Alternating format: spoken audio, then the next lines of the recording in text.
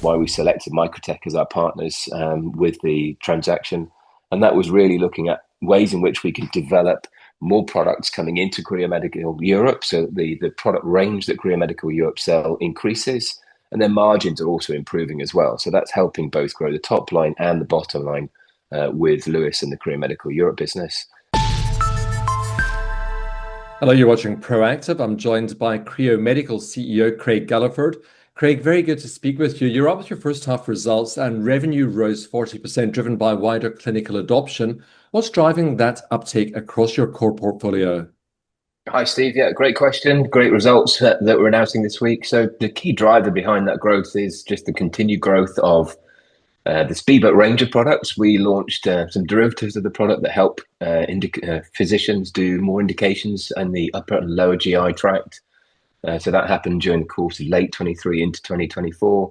But most of the growth is driven by greater adoption and utilization with more of our current user base than adding lots and lots of users at this point in time. So deeper utilization with that core initial product range.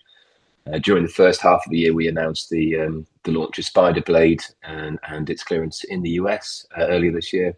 So that's having a great impact on the second half, but that really didn't follow through in terms of revenue and numbers during the first half. So it's just sustained growth and more use cases for the Speedboat and our foundational technology. Craig, the sale of 51% of Creo Medical Europe delivered £25 million in cash and also a profit boost. How's this partnership supporting your global growth strategy? Great question. So obviously we completed the transaction in the first half of the year, working with Chris Lee from Microtech, who leads the Microtech globally. That's helping us both with Creo Medical Europe, and obviously there's a natural, obvious benefit to the business with the cash that's coming to the business, shoring up our balance sheet and helping us invest in the growth of the business outside of Europe in the US and LATAM. But there's always that strategic element to the transaction, why we selected Microtech as our partners with the transaction. And that was really looking at ways in which we can develop more products coming into Creo Medical Europe, so that the product range that Creo Medical Europe sell increases, and their margins are also improving as well. So that's helping both grow the top line and the bottom line with Lewis and the Creo Medical Europe business.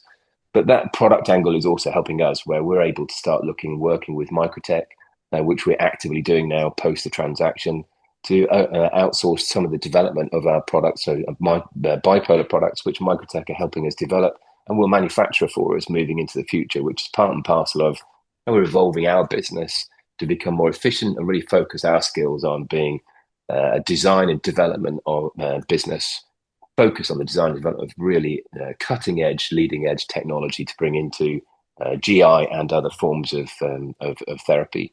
And then the final strand is looking at working with a partner like Microtech, who better than Microtech as the leading supplier of these products into the Chinese market, as a partner to look at in helping us introduce our products, the core Creo Chroma Speedboat products, into the Chinese market. And again, that is a program that we're actively pursuing with Microtech at the moment. So it's going particularly well with them so far, and I've no reason to think it won't continue. You now have 232 active users of core products. Which devices are seeing the strongest momentum and where geographically? So the strongest momentum reflected in the numbers for the first half of the year is still driven by the Speedboat portfolio. We've added a number of Speedboat derivatives to the line over the last 12 months, and that's really where the core usage of that 230 user base is driving the revenues. It's roughly a split between the US and an even split between the US and Europe in terms of numbers, slightly more in Europe, where we've got more of our home territories where we come from. And some pockets of usage in APAC, which isn't a huge focus for us at the moment.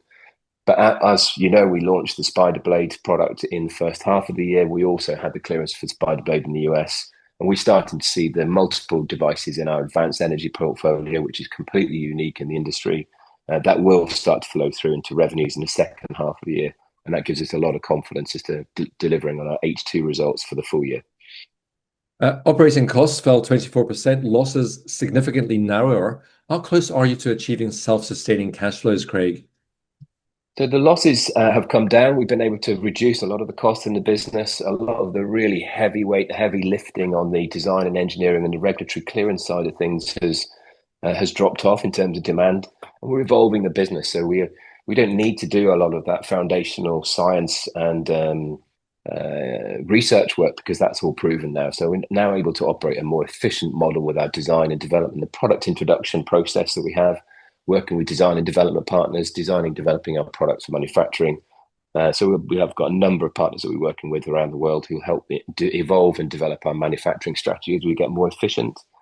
And we see that increasing over the course of the next 12 and 18 months as that cost control continues to drive us into a more efficient business model. And life becomes more simple now that we've overcome some of the fundamental challenges in the science behind our technology, which many have tried to solve and failed before us. So that's a terrific step forward, and we see that cost control and cost reduction as we become more efficient over the next 12 months continuing.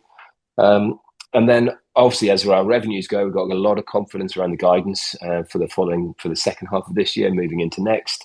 And we see that continuing to grow over the next couple of years as we drive towards that self-sustaining cash position that we see towards the end of 27 into 28, that sort of time frame.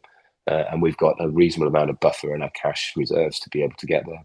And also, don't forget the transaction we just spoke about with Microtech, that generates cash as a business. It's a very profitable business. So there will be cash and dividends that come back into the business over the course of the next couple of years, which also help top up our cash reserves alongside the R&D tax credits that we enjoy and so on. So we've got a lot of confidence in getting where we need to be over the next couple of years. Well, Craig, I hope you'll continue to keep us updated with your progress. Thank you very much for speaking with us today. No problem. Thanks a lot, Steve. Craig Gulliford, the CEO of Creo Medical.